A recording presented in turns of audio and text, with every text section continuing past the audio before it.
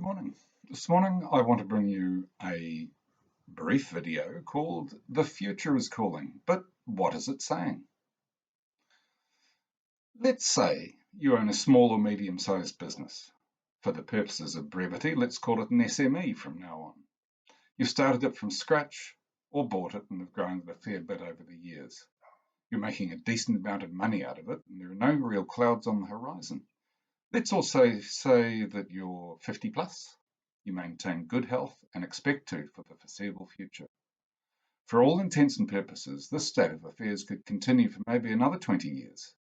But now is the time you should probably be looking at the future and starting to make some decisions. Why now?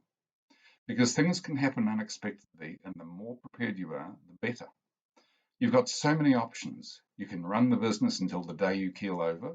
You can make it an option for family to take over.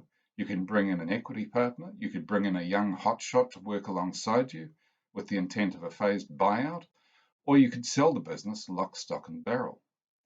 Each of these scenarios carries a body of work, risk, and potentially very different upside outcomes.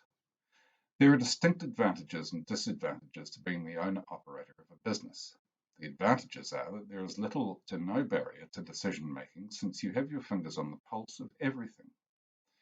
The disadvantages are that after a business grows to a certain size and complexity, you may have actually become a handbrake on progress as you struggle to stay on top of everything.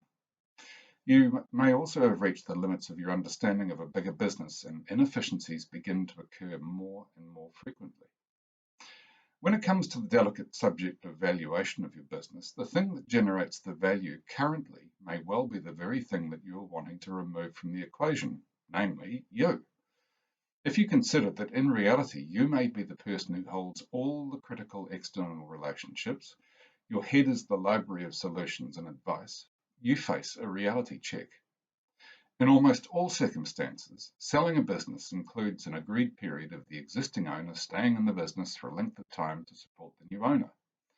My own observation at a variety of levels of company size is that this seldom ends well. You get pissed off at the new owner for not following your advice based on decades of experience, and they get pissed off at you for the fact that you don't give them sufficient credit for knowing what they are doing and the new innovations that they are eager to introduce. I have a very clear recommendation for any SME business owner that is even considering a sale of any kind. Prepare your business for sale in an environment where you are no longer critical.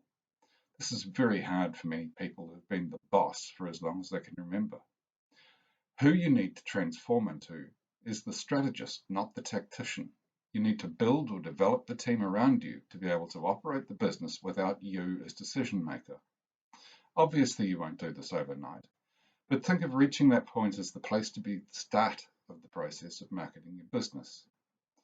The strategy you should work on is ultimately to maximize the exit value of your business. You get one opportunity to cash out, and you will ever regret it if you leave too much on the table. This process can be pretty simple, or it can be very complex depending on how you have set the organization up.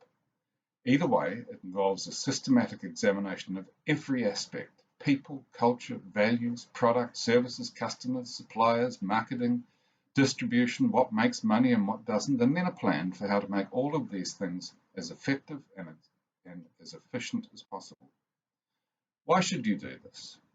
Because when someone is looking to buy a business, they will be looking at the things that they can do to improve it from day dot, and you can bet that they will use this as leverage to discount the value of your business.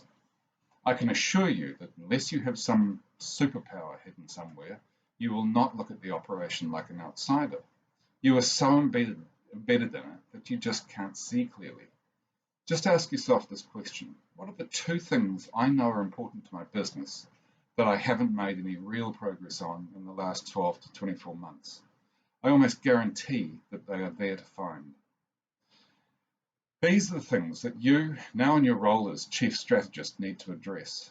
Business, as usual, belongs with other competent team members. You are metaphorically cleaning, polishing, repairing, and recalibrating the entire business to achieve your goal.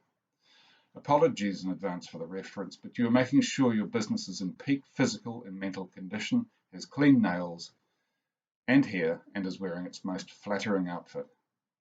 Regeneration HQ is here to help with every aspect of preparing your business for sale, and with our business broking partners, even supporting the sale itself. Make an appointment for a free consultation and see if we've got work to do together. Thank you for listening, and we'll talk to you again soon. Bye.